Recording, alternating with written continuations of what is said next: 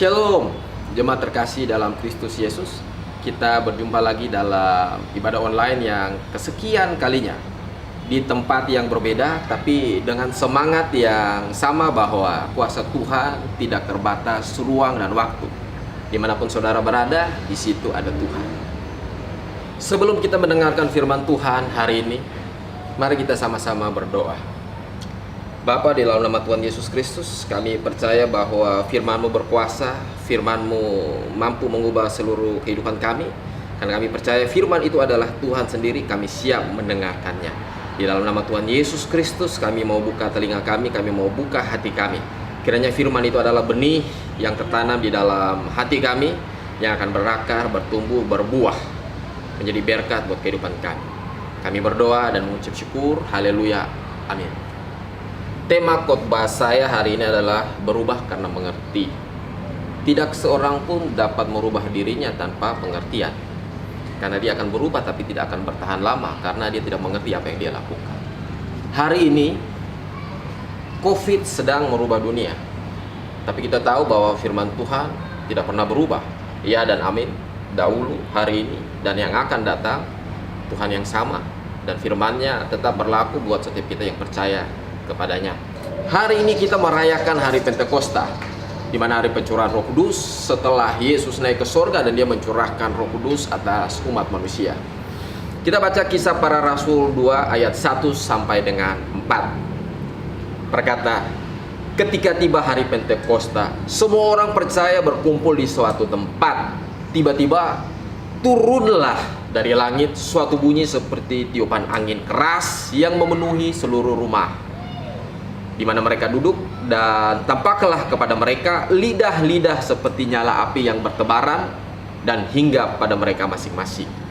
Maka penuhlah mereka dengan Roh Kudus, lalu mereka mulai berkata-kata dalam bahasa-bahasa yang lain, seperti yang diberikan oleh Roh itu kepada mereka untuk mengatakannya.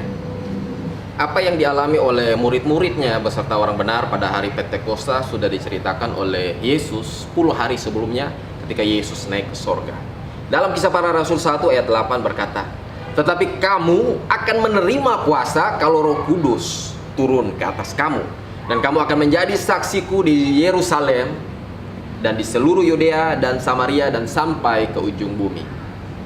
Alkitab berkata bahwa tempat di mana mereka duduk tampaklah kepada mereka lidah-lidah seperti nyala api yang bertebaran dan hinggap pada mereka masing-masing. Kemudian mereka berkata-kata dalam bahasa-bahasa lain, seperti yang diberitakan oleh Roh itu kepada mereka untuk mengatakannya. Saya mau bilang di sini bahwa ketika mereka dipenuhi dengan Roh Kudus, salah satu tanda menerima Roh Kudus adalah berbahasa roh. Yang terjadi pada hari itu bahwa murid-muridnya menerima pencurahan Roh Kudus dan mereka mulai berbahasa roh. Saya mau bilang buat semua kita bahwa bahasa roh adalah tanda bahwa kita menerima baptisan Roh Kudus. Tapi itu bukan segala-galanya. Itu bukan sebuah prestasi, apalagi itu adalah tujuan akhir dari kehidupan orang benar. Ketika Roh Kudus dicurahkan, mereka menerima sebuah kuasa. Dalam bahasa Yunani artinya dunamis. Dunamis adalah kemampuan akodrati, sesuatu yang supranatural, sesuatu yang di luar kemampuan manusia.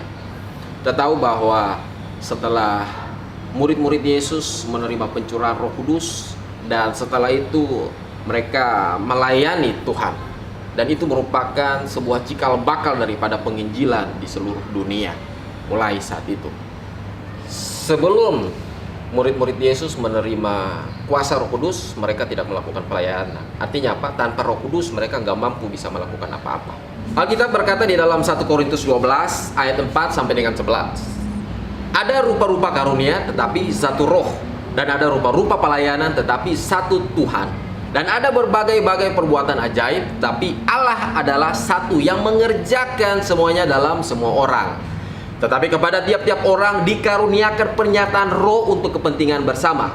Sebab kepada yang seseorang roh memberikan karunia untuk berkata-kata dengan hikmat, dan kepada yang lain roh yang sama memberikan karunia berkata-kata dengan pengetahuan. Kepada yang seseorang roh yang sama memberikan iman, dan kepada yang lain ia memberikan karunia untuk menyembuhkan. Kepada yang seseorang Roh memberikan kuasa untuk mengadakan mujizat, dan kepada yang lain Ia memberikan karunia untuk bernubuat, dan kepada yang lain lagi Ia memberikan karunia untuk membedakan berbaca macam roh. Kepada yang seseorang Ia memberikan karunia untuk berkata-kata dengan bahasa roh, dan kepada yang lain Ia memberikan karunia untuk menafsirkan bahasa roh. Tapi semuanya itu dikerjakan oleh Roh yang satu dan yang sama, yang memberikan karunia kepada setiap orang secara khusus seperti yang dikehendakinya. Artinya bahasa roh merupakan salah satu karunia yang diberikan Tuhan lewat kuasa Roh Kudus. Jadi bahasa roh itu bukan segala-galanya. Ada banyak kuasa daripada Roh Kudus bekerja: bernubuat, iman, pengetahuan, hikmat. Semua adalah karunia-karunia Roh Kudus yang Tuhan berikan untuk memperlengkapi jemaat Tuhan untuk melayani Tuhan. Seringkali kita berusaha untuk memperoleh karunia, padahal sebenarnya yang paling Tuhan inginkan adalah kehidupan yang diubahkan. Sebagai manusia yang hidup di dalam daging, seringkali kita terjebak pada manifestasi roh. Kita sering suka melihat hal-hal yang supranatural. Orang sakit disembuhkan, orang mati bangkit, bernubuat, dan lain sebagainya. Tapi yang paling mahal dalam kehidupan manusia adalah kehidupan yang diubahkan. Karena saudara nggak mungkin naik ke sorga dengan karunia, tapi saudara naik ke sorga dengan hidup yang diubahkan. Karunia bawa saudara sampai ke liang kubur, karakter yang bawa saudara sampai ke sorga. Karunia Roh Kudus Tuhan berikan kepada kehidupan orang benar untuk memperlengkapi setiap kita untuk melayani Tuhan, untuk membangun orang lain. Tapi fungsi Roh Kudus sendiri adalah mengubah kehidupan manusia, yaitu memberikan penghiburan, menginsafkan kita, dan membawa kita ke jalan yang benar. Inti dari kekristenan adalah menjadi serupa dengan Kristus. Untuk menjadi serupa dengan Kristus, hidup kita harus semakin hari semakin diubahkan. Itulah fungsi Roh Kudus, mengubah kehidupan kita dari dalam, membawa kita, menuntun kita, membawa kita ke jalan kebenaran. Oleh sebab itu, semua itu tidak terjadi di dalam satu hari. Butuh dua hal: kuasa Roh Kudus dan keputusan untuk berubah. Setiap kita pasti pernah melakukan kesalahan, kita pernah jatuh, kita pernah melakukan hal yang bodoh. Alkitab menceritakan bahwa tokoh-tokoh yang Tuhan pilih di dalam Alkitab pun pernah melakukan hal-hal yang salah.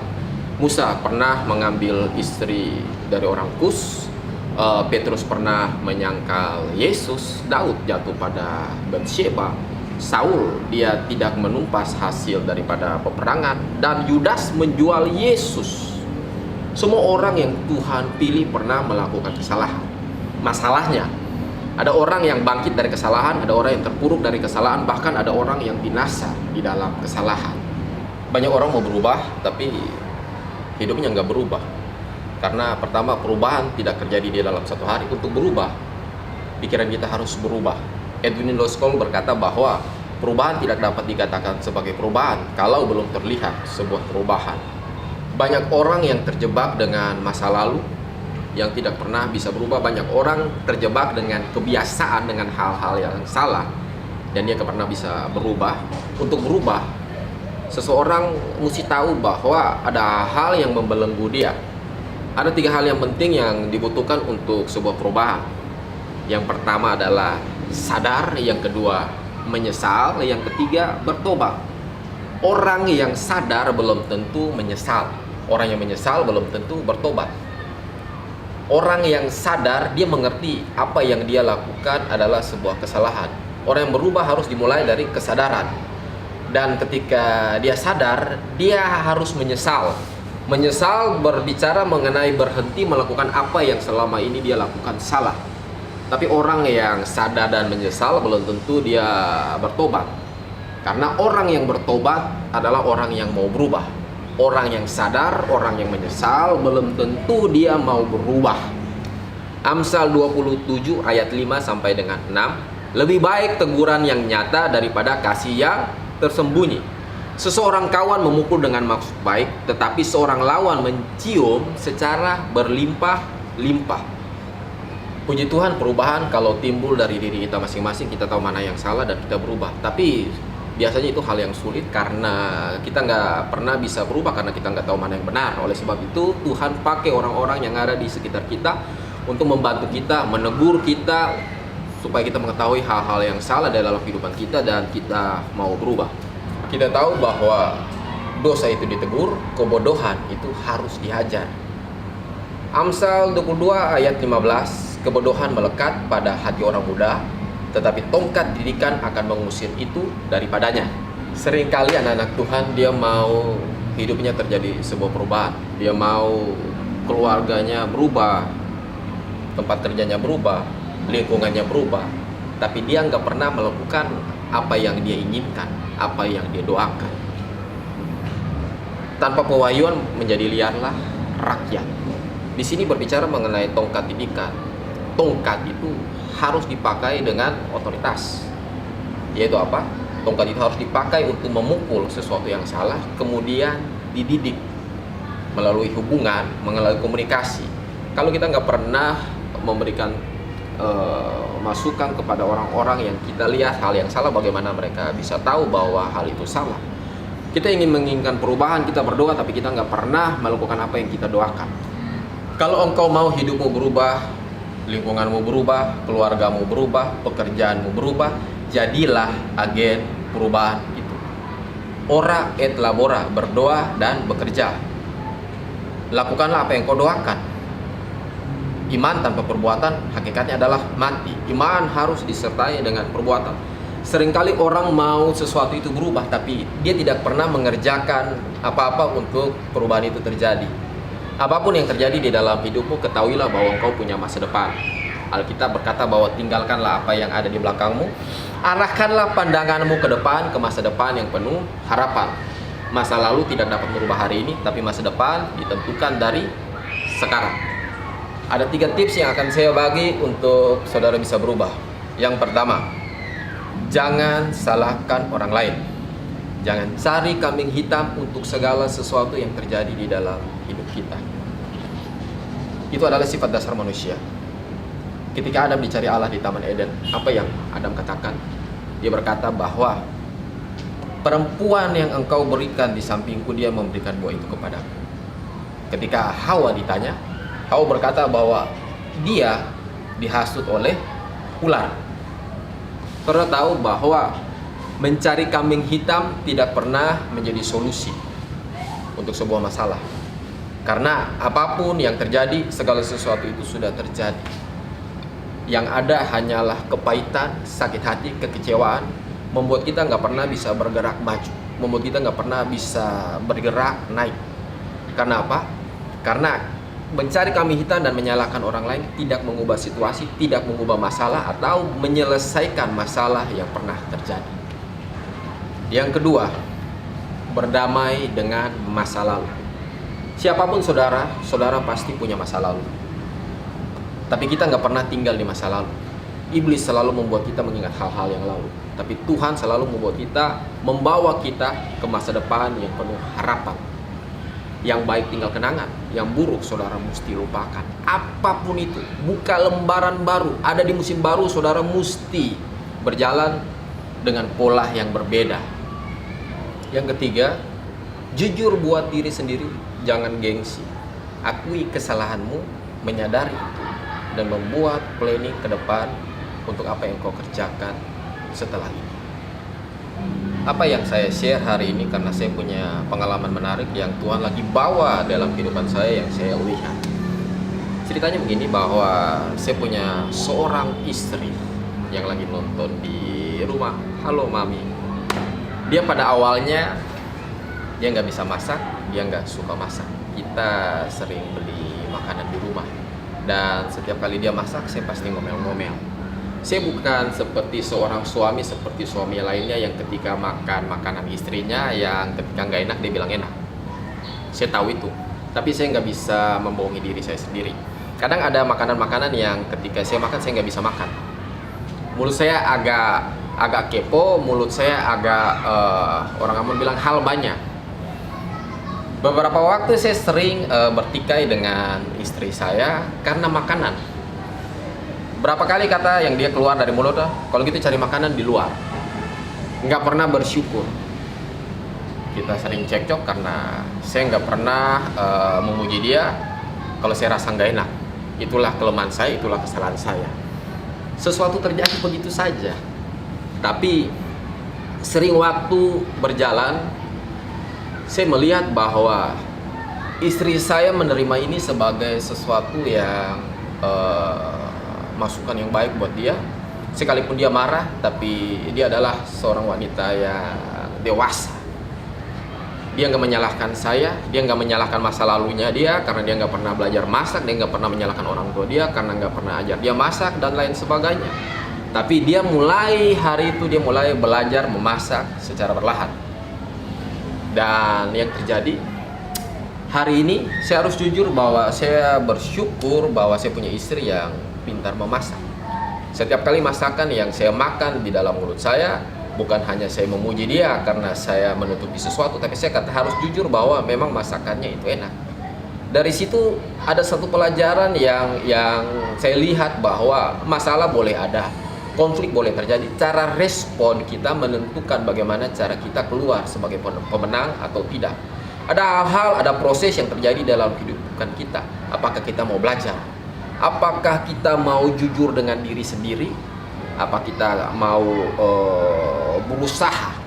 Orang berkata bahwa be yourself, jadilah dirimu sendiri. Tapi kalau engkau jadi diri sendiri, engkau tidak akan lebih daripada apa yang engkau punya. Tapi kalau engkau mau belajar, berarti engkau lebih dari apa yang engkau bisa. Semua itu tergantung keputusan. Keputusan untuk apa? Mau berubah, keputusan untuk mau belajar, keputusan untuk meninggalkan masa lalu. Karena engkau diciptakan sempurna, segambar dan serupa dengan Allah. Masalahnya ketika engkau tidak pernah mengetahui identitas itu, kehidupanmu akan selalu terbatas. Engkau akan hidup dengan apa kata orang, engkau akan hidup dengan masa lalu, engkau akan hidup dengan menyalahkan orang lain. Semua itu terjadi membuat apa? Engkau menyesal, engkau mengeluh, dan engkau bersungut. Semua itu tidak membawa perubahan di dalam kehidupanmu. Ada kata bijak berkata, aku butuh menjadi miskin agar aku bisa belajar mengatur keuanganku. Aku butuh diperlakukan dengan tidak baik agar aku bisa menghargai saat aku diperlakukan dengan baik. Aku butuh bekerja di pekerjaan yang aku benci agar aku bisa bekerja keras untuk melakukan apa yang aku cintai. Kesimpulannya, pertama, apapun yang terjadi, jangan salahkan orang lain, jangan cari kambing hitam, jangan salahkan diri sendiri, jangan meratapi kegagalan. Bukankah kata Roma 8 ayat 28 berkata bahwa segala sesuatu itu terjadi untuk mendatangkan kebaikan. Tergantung cara respon saudara. Maka semua yang terjadi mau baik maupun buruk akan membawa saudara naik dan bukan turun. Amsal 24 ayat 16 berkata bahwa 7 kali orang benar jatuh, dia akan bangkit. Kesimpulannya, jangan salahkan orang lain, jangan cara kambing hitam, jangan salahkan diri sendiri, dan jangan terpuruk di dalam setiap kejatuhan. Bangkit berdiri karena engkau punya masa depan. Tema tahun ini adalah Transform in Purity. Tuhan tidak sengaja memberikan tema ini buat kita semua yang ada di Chrome. Berarti hari ini sebenarnya semua kita lagi diproses, semua kita lagi dibentuk, semua kita lagi dimurnikan. Ketika Tuhan lagi memangkas kita, ada hal-hal yang perlu keluar, ada hal-hal yang perlu dipotong, dan itu rasanya sakit. Tapi mengertilah kehendak Tuhan. Kamu harus berubah, pikiranmu harus berubah, hatimu harus berubah. Belajar melakukan yang benar. Jemaat yang saya kasih di dalam Kristus Yesus, hari ini semua orang mencari jawaban. Tapi sebenarnya yang kita butuhkan adalah tuntunan. Karena di dalam tuntunan kita akan menemukan jawaban. Tuntunan hanya ada di dalam Tuhan. Dan saudara mesti ketahui bahwa Tuhan punya pola kerja. Jangan jauh dari komunitas, jangan jauh dari ibadah, jangan jauh dari LC. 2-3 orang berkumpul, di situ Tuhan hadir di tengah-tengah kita. Mari kita berdoa. Bapa, di dalam nama Tuhan Yesus Kristus, hamba telah menyampaikan kebenaran firman. Hamba terbatas dengan kata-kata untuk menerjemahkan firman-Mu, tapi kami percaya hari ini kuasa Roh Kudus yang memberikan kami pengertian masuk di dalam setiap pikiran dan hati kami. Kami percaya firman Tuhan, ya dan amin, memberikan kekuatan buat kami. mengatur setiap langkah kaki kami. Kami mau berjalan di dalam tuntunan Tuhan. Kami serahkan semua kehidupan kami ke dalam tangan Tuhan. Apapun yang terjadi di dalam kehidupan kami, hari ini kami mau bersyukur dan kami mau berkata bahwa Tuhan itu baik untuk bangsa kami, untuk kota kami, untuk kehidupan kami. Sampai hari ini Tuhan menyertai kami. Kembalilah dalam hidupmu, pekerjaanmu dan tanggung jawabmu, ketahuilah bahwa Tuhan itu baik. Tuhan memberkati engkau dan melindungi engkau. Tuhan menyinari engkau dengan wajahnya dan memberikan engkau kasih karunia. Tuhan menghadapkan wajahnya kepadamu dan memberikan engkau damai sejahtera yang melampaui segala akal. Kasih, anugerah, limpah rahmat dari Tuhan kita Yesus Kristus menyertai setiap langkahmu, keluar masukmu, persekutuanmu yang indah dengan Roh Kudus mulai hari ini sampai kekal selama-lamanya. Semua yang diberkati Tuhan, semua kita sama-sama katakan amin. Tuhan tidak pernah berjanji bahwa langit selalu biru, tapi Dia berjanji bahwa Dia menyertai saudara. Putus asa dan sukacita itu pilihan. Pilihlah bahagia. Selamat hari Minggu. Tuhan Yesus berkati.